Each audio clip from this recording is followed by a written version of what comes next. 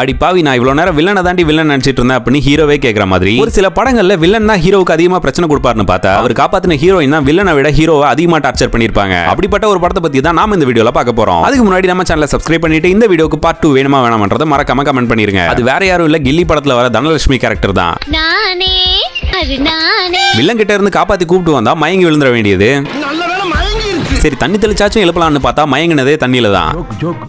சரி, தூக்கிட்டு போய் ஒளிஞ்சா அங்கேயும் வில்லன் வரப்போ தும்மல் போட்டு காட்டி கொடுக்கறது.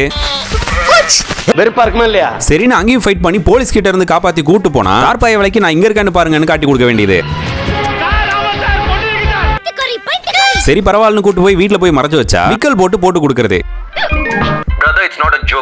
அதுவும் பரவாயில்லன்னு விட்டா காப்பாத்தினவரோட அப்பாவே அவங்க வீட்டுக்கு கூட்டு போய் சுத்தி காணிக்க வேண்டியது. சரி, எல்லாம் முடிஞ்சிருச்சுன்னு ஃளைட் ஏத்தி விட போனா போற வழியில காரப்பொரி வேணும்னு கேட்க வேண்டியது. எனக்கு காரப்பொரி சாப்பிடணும் போல இருக்கு. எப்ப பார்த்தாலும் சோறு சோறு சோறு. கடைசியில ஹீரோ அடிக்க சொல்லி வில்லன் கிட்டே சொல்றது. உண்மையான ஆம்பளையா இருந்தா இந்த இடத்துல அவனை போய் அடிச்சிட்டு வா. கோர்த்து விட்டா வடிக்க பாக்குற, இரு உன்னை வச்சுக்கிறேன்.